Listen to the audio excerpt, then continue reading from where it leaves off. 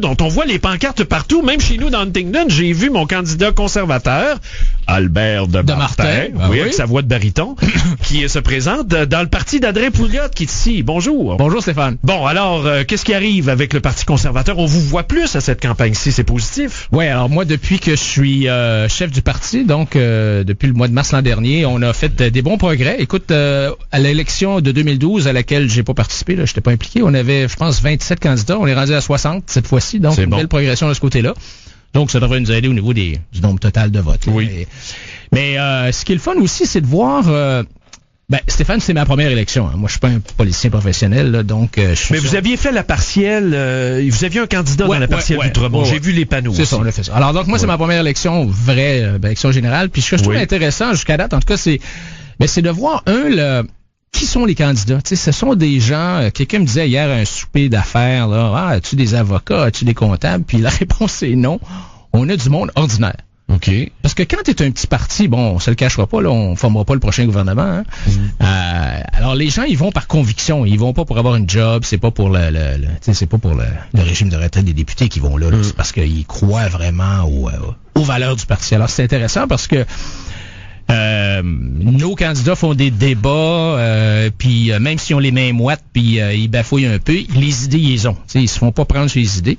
Alors ça, c'est le fun. Moi, je suis un peu malheureux parce qu'il y a personne qui semble vouloir débattre avec moi. Notre collègue, votre collègue Moret, on essaie de trouver des gens avec qui je peux aller débattre au show de Moret, puis il y a pas grand monde. Mais vous êtes en région de Québec, moi, je me présente à Montmorency, parce que je suis originaire de Québec, ma famille est originaire de Québec, et puis... Et aussi, je dirais que c'est la région de Québec, c'est clairement une région plus fertile. C'est un terreau plus fertile pour les conservateurs, pour les gens qui sont conservateurs. Historiquement parlant, là. Oui, c'est ça. Tu sais, c'est la place de l'ADQ, de la CAQ, les Gérard Dettel et autres. Alors, pour nous, c'est une belle place pour se présenter. Sur la rue Laurier, vous êtes présentement, c'est moins fertile. C'est moins fertile. Il y a des endroits sur l'île où on se présente puis où on a un bon accueil, mais je dirais que dans mon comté, par exemple, dans Beauport, là, l'accueil est très chaleureux. Dès que la personne n'est pas péquiste, ce que j'entends dans le porte-à-porte, c'est ça, c'est jusqu'à il y a 3 jours. Là, les gens sont, pour eux autres, là, ils vont voter libéral, mais c'est pas par conviction. C'est parce qu'ils en peuvent plus du PQ, pas plus sentir, leur voir la face. Il y a une haine envers le PQ assez viscérale. C'est un peu pas inquiétant, mais en tout cas c'est épidermique. Là, oui, mais regardez, ils sont l'artisan de leur propre malheur. Bon. Mais pourquoi vous êtes un peu cousin avec la CAQ quand même sur le plan idéologique? Vous auriez pu faire équipe ensemble, non? Ben moi, quand j'étais à l'ADQ, avant de me joindre à l'ADQ en 2011, je suis allé m'asseoir avec François Legault chez lui ici à Outremont.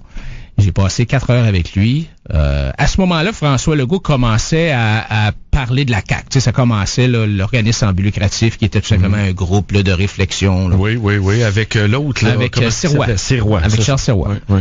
Et je suis sorti de là en me disant, c'est pas le gars de la droite, ça. Ça, c'est un gars de gauche efficace.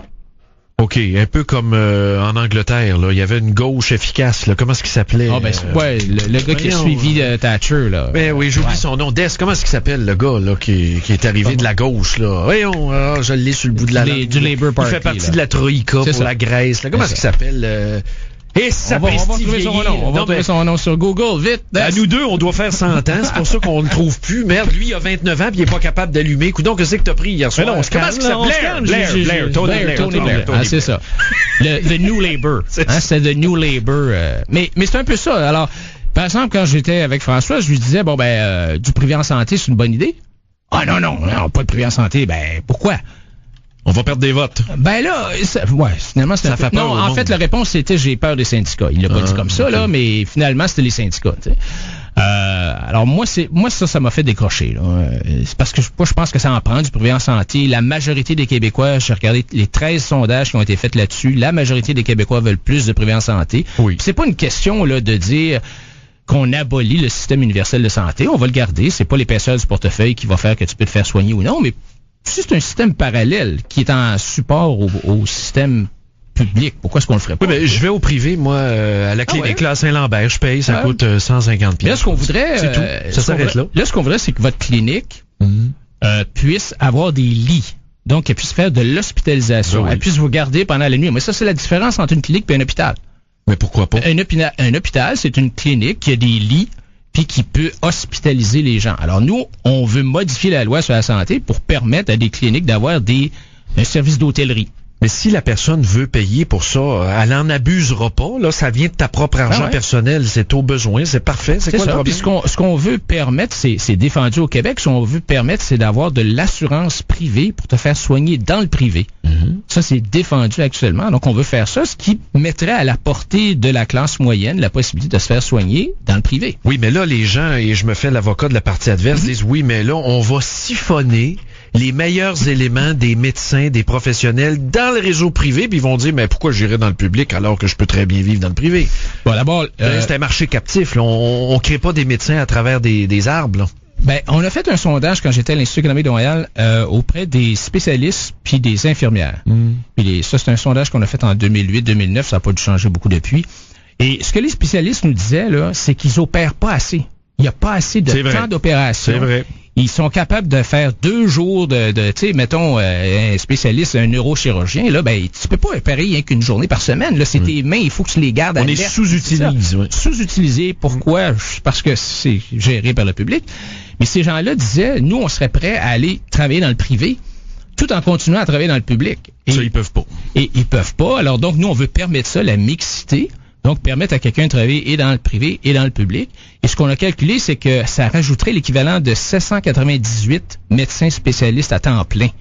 Le fait de pouvoir permettre à ceux qui sont pognés dans le public là, de travailler de temps en temps dans le privé. Alors, c'est pas, on va pas déshabiller Paul pour habiller Pierre. Là. Le problème, c'est que le spécialiste, il se tourne les pouces dans le public, il remplit des rapports, il fait du bureau, mais il opère pas. Oui, puis ça existe en France. Boyer, qui est à l'Institut économique, avait fait un rapport. Alors, tu as 3 régimes, public, semi-privé, public, puis complètement privé. Ça. Puis la France va pas plus mal. Non, c'est pas de la France. Je pense que dans le monde, là, à part la Corée du Nord, puis Cuba, puis le Canada, là, tout le monde a des régimes mixtes privé-public. Puis l'autre chose qu'on va faire dans la santé, c'est les hôpitaux. On pense qu'on devrait regarder les nouveaux modes de gestion. Moi, j'ai un ami qui est un gestionnaire, qui est le président de Capio en Europe, qui gère, il y a 175 000 employés, puis il gère des hôpitaux. Puis je lui ai demandé, serais-tu prêt à venir gérer les hôpitaux ici pour nous autres, là? Tiens, on va faire un appel d'offres international, là. Et puis il a dit, ben oui. Puis là, j'ai dit, ben, est-ce que vas-tu assumer les conventions collectives? Il dit, ben oui, on prend ça comme ça, là, puis on va gérer ça, puis moi, je suis sûr que ça serait mieux géré, même avec les mêmes employés, la même convention collective. Moi, quand j'ai acheté Entourage Solutions Technologiques, après 5 ans, avec les mêmes employés, la même convention collective, j'ai augmenté la productivité de 40% puis la qualité de 40%. C'était géré par le Fonds de solidarité avant. Moi, je l'ai pris puis je l'ai géré comme faut. Alors, ça se fait, mais il faut donner des incitatifs privés dans le système. Tu sais, un hôpital aujourd'hui, M. Gendron, là, le directeur général d'un hôpital, il reçoit un financement une fois par année, là, basé sur des raisons historiques. Alors, que l'hôpital soit bon ou pas bon, propre ou sale, qu'on mange mal ou bien, que ton opération soit un succès ou un échec. Aucune importance. Aucune importance. Le directeur général n'est jamais récompensé s'il est bon, il n'est jamais pénalisé s'il est pas bon. Nous, ce qu'on propose, c'est de rémunérer les hôpitaux selon la performance. Donc, plus tu as de clients, plus tu vas avoir de revenus. C'est ce qu'on appelle le oui, mais en région pauvre, là, puis on en parlait même au niveau de l'éducation dans votre plateforme, dans des régions pauvres comme chez nous, il y a un risque basé sur la performance qu'on reste avec notre scrap, excusez l'expression, puis qu'on s'en sorte jamais, parce qu'on est une région poquée, sous-éduquée, très, très, très pauvre, là. Tu sais, où l'inceste se vit à temps plein, les enfants sont battus, le monde ont 3 dents, là. Je caricature, mais c'est pas drôle, là. Ouais, je sais que vous m'avez soulevé ça pour l'éducation, mais je pense que la réponse que je vous avais donnée à ce moment-là, en tout cas, sinon je vais vous la redonner, c'est que si tu ouvres le marché, puis si c'est un marché libre où les gens peuvent devenir des entrepreneurs, puis se lancer en affaires, il y a des gens qui vont répondre aux besoins de ces gens-là qui sont poqués. Oui. Oui. Mais avec quel argent? Pas avec le leur, avec l'argent de l'État. Là. Oui, avec l'argent de l'État. Oui, je veux dire, ici, on paye l'hôpital par épisode de soins. Alors, si tu as besoin d'un traitement de chimiothérapie, on va te donner 2000 $, que ce soit pour un poqué ou n'importe qui, là. Alors, il n'y aura pas de problème. Il n'y a pas de problème de financement. Ça cause pas de problème de financement, ce que je propose. Mais Pierre-Carl Péladeau, là, aurait pu aller au Parti conservateur. Les gens l'auraient peut-être vu plus chez vous qu'au PQ, quand même, là, outre la souveraineté, là. On met ça à part, là. Oui, mais M. Péladeau, moi, je pensais que c'était quelqu'un de droite jusqu'à temps que on entend toutes les entrevues depuis sa nomination, puis là, ben là, les syndicats, il n'y a pas de problème, tout va bien, les subventions aux entreprises, c'est bon, c'est un étatiste, finalement, c'est un corporatiste d'État. En anglais, on appelle ça du crony capitalism. Donc, c'est quelqu'un qui joue très bien ses cartes pour bénéficier de tous les bonbons du gouvernement. Nous, on veut abolir les subventions, les crédits d'impôt aux entreprises, mais on veut baisser les impôts. Donc, par exemple, les PME au Québec, il y en a 250 000. C'est eux qui vont marcher l'économie. Oui. Ils payent leur taux d'impôt est de 8 % au provincial. Comparé aux autres provinces, dans les autres provinces, c'est de 0 à 4,3. Nous autres, on paye 8. Le double. Ouais. Alors, nous, on dit, on coupe les subventions, on coupe les crédits d'impôt, puis on baisse l'impôt des petites entreprises de 8 à 3. OK, mais est-ce que, au bout du compte, avec votre opération, il va y avoir plus d'argent dans les coffres de l'État? Nous, moi, ce que j'aimerais, là, ça va faire drôle, mais ce que j'aimerais, c'est que l'État ait moins d'argent. Diminuer le budget total. Ben oui. S'en tenir aux missions essentielles. Ben, qu'est-ce que ça veut dire si on a moins de revenus? On se mêle moins aussi d'affaires qui nous regardent pas. Non, mais ça veut dire qu'il en reste plus dans vos poches. Oui, ben oui, c'est l'objectif. Mais il va falloir enlever des chapitres du livre, là. Ah, c'est une collision frontale que vous proposez. Non, pas nécessairement, mais c'est sûr qu'on va regarder les missions, puis celles qui sont pas essentielles, on les scrape, là, c'est sûr. Oui.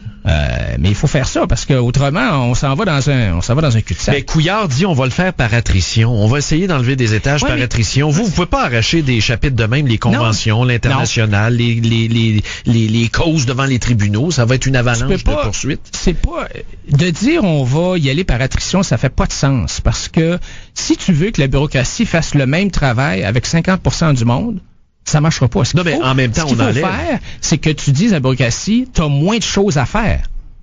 On va t'enlever des choses à faire. Puis là, ben, ça prend moins de monde. Il y a un syndicat qui nous a demandé, allez-vous abolir la règle du 1 pour 2, là, tu sais? Oui. Bon. Quand il y en a un qui part à la retraite, on le remplace pas. Ben, nous, on a dit, il y aura le nombre de fonctionnaires que ça prend pour faire l'ouvrage. Point.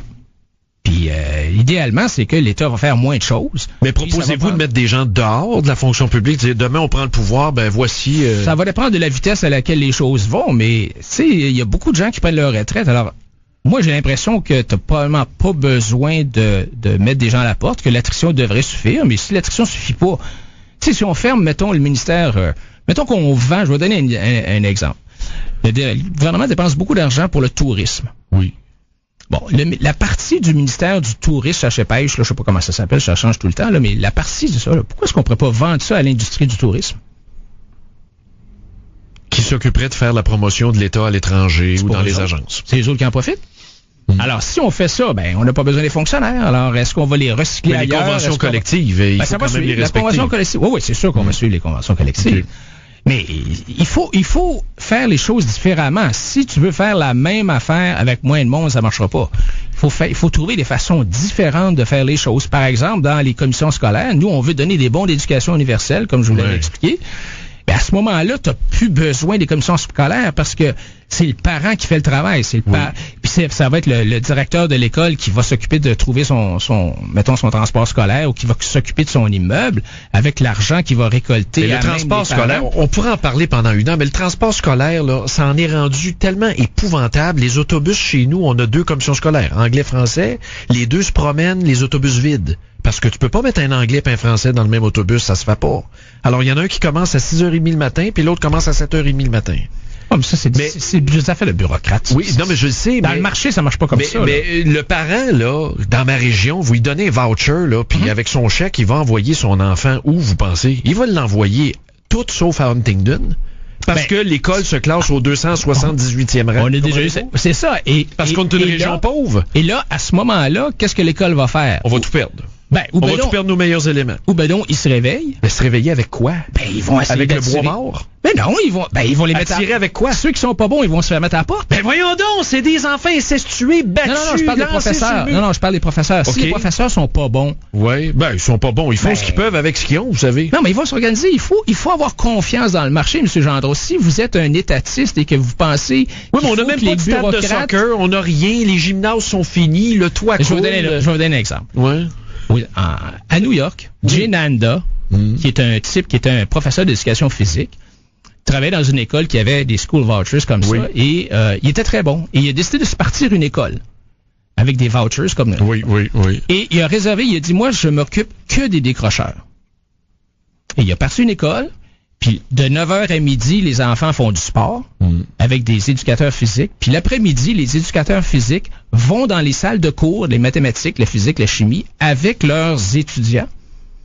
Puis ils suivent. Puis ça marche. Je suis convaincu que ça marche. Je suis sûr que le petit gars là, qui fait le niaiseux dans le cours de chimie, là, devant son professeur d'éducation physique qui est en arrière puis qui regarde ce qu'il fait, là, le lendemain, il fait 200 push-ups.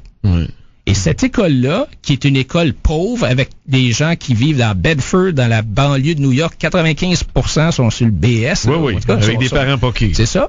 Ben, ils réussissent tous. Ils passent tous au college. Alors, il faut avoir confiance que les Québécois sont assez intelligents, débrouillards, créatifs pour remplir ces besoins-là. Il faut avoir confiance dans le monde. Si vous n'avez pas confiance dans le monde, M. Gendron, et que vous pensez que seul le gouvernement est capable de gérer nos vies, ben, votez pas pour moi.